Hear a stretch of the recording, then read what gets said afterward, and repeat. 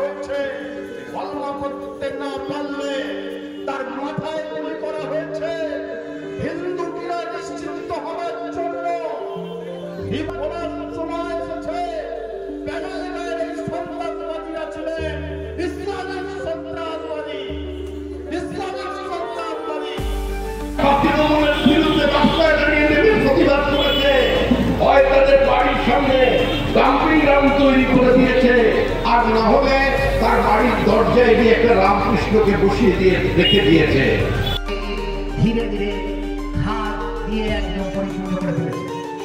তো আজকে আমাদের এই ধর্ণা মঞ্চ থেকে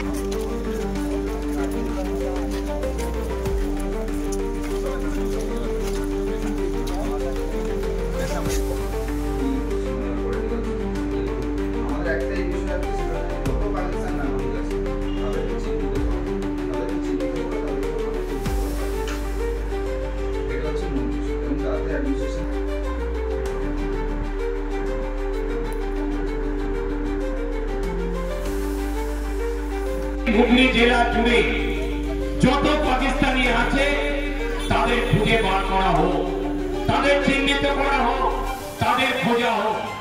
আজকে আমরা কোনো দাবি নিয়ে আসিনি, আমাদের দাবি কিন্তু একটাই, যে পাকিস্তানি যারা আছে তাদের খুঁজে বার করো এবং তাদের ধরো এবং তাদের ফেরত পাঠাও।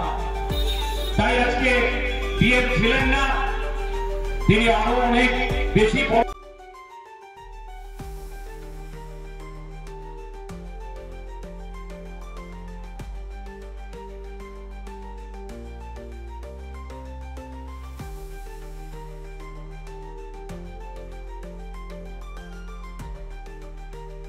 প্রশ্ন করুন, কোন সাংবাদিক তো প্রশ্ন করেন। তো দেখলেন তো সরকারের মানসিকতা, যারা হিন্দুদের খুন করলো তার স্ত্রী, তার পরিবার, তারা বিচার চাইবে না, তারা আদালতে যেতে পারবে না, হাইকোর্টে পৌঁছতে পারবে না, পুলিশের উচ্চপদস্থ অধিকর্তার কাছে পৌঁছতে পারবে না।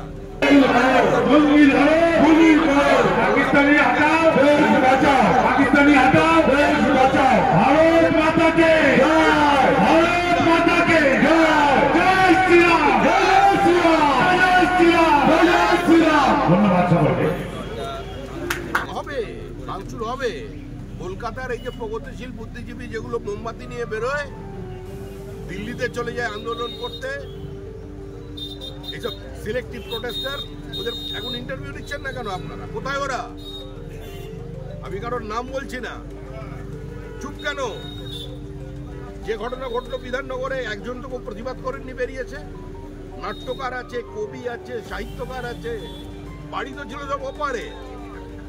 ওপারে তো একটা ধাক্কা দিয়ে বাড়িয়ে দিয়েছে এখানে, যে যা এখানে তোর ওইসব চলবে না।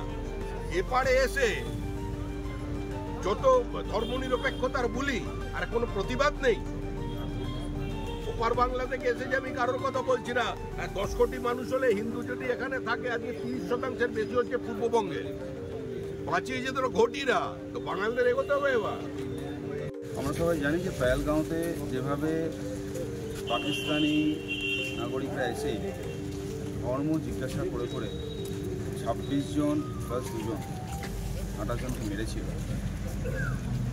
সেই হিসেবে কেন্দ্রীয় সরকার একটা বিজ্ঞপ্তি জারি করেছিল যে 48 ঘন্টার মধ্যে সমস্ত পাকিস্তানি নাগরিকদেরকে ফেরত পাঠাবে।